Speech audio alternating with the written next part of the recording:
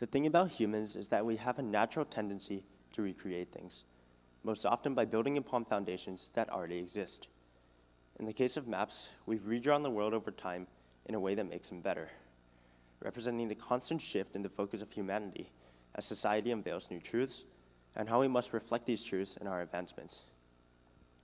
Human civilization has evolved from debating whether the sun or the earth was the center of the solar system to contemplating sending man to the planet next to us, from theorizing that California was an island to mapping out the natural disasters across tectonic plates.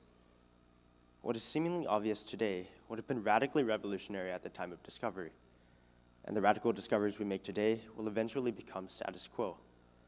Society truly undergoes a transformation of metamorphosis throughout history, and maps are just a glimpse of these developments and the more to come. Hi, my name is Adam Kim, and I'm a senior here at Valencia High School. So ladies and gentlemen, I present to you one of the most familiar objects in human history, the world map. More specifically, the Mercator projection, the map many of us grew up seeing in classrooms and textbooks. It's easy to read, it's neat, yet it's profoundly flawed. Created in 1579 by Gerardus Mercator, it was never meant to be an accurate depiction of the world. Instead, it was designed solely for navigation. By accounting for the different shapes and angles of continental landmasses, it allowed sailors to chart courses across oceans using a flat map. Yet in doing so, it expanded continents near the poles. North America and Europe were greatly enlarged, making them the focus of the world. Conversely, continents near the equator, such as South America, Africa, and parts of Southeast Asia, were reduced. For example, the Mercator projection shows Africa as 4 times the size of Greenland. In reality, it is 14 times larger. Next came the Peters projection. Created in the mid-19th century and later reintroduced in 1973, it attempted to correct the imbalance created by the Mercator projection. While the Peters projection accurately represented southern continents such as South America and Africa, this time it reduced North America and Europe. Additionally, all were extremely elongated as shown in the picture. One problem had been solved, yet another was created. And finally, a map that seems to work, the Robinson projection. Created in 1963 and later adopted by the National Geographic, it aimed to create balance within the continents, striving to make a map that was an accurate representation of the world as possible. Yet, even though it was more accurate than both the Mercator and Peters projections, there still lay flaws in its depiction.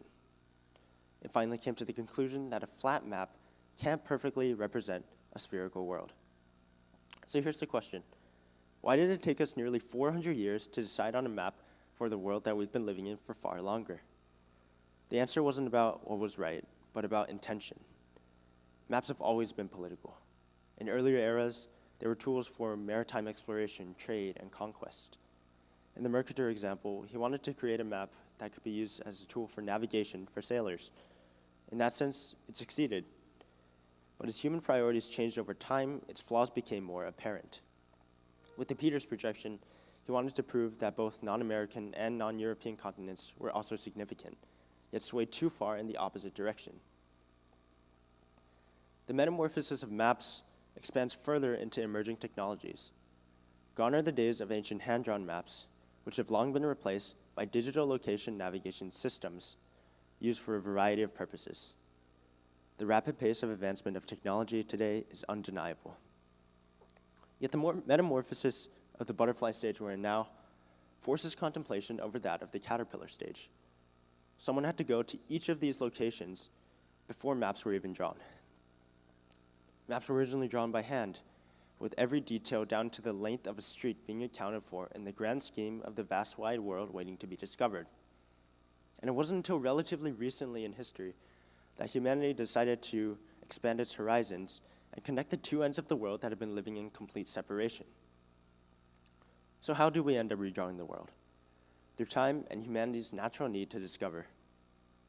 If the world is constantly changing based on what we see, then there's an infinite number of possibilities waiting to be discovered. And as humanity ventures into the unknown, we stand in constant metamorphosis, still exploring, still discovering, and still redrawing. So I challenge each of you, us to continue learning and embrace that change. Thank you.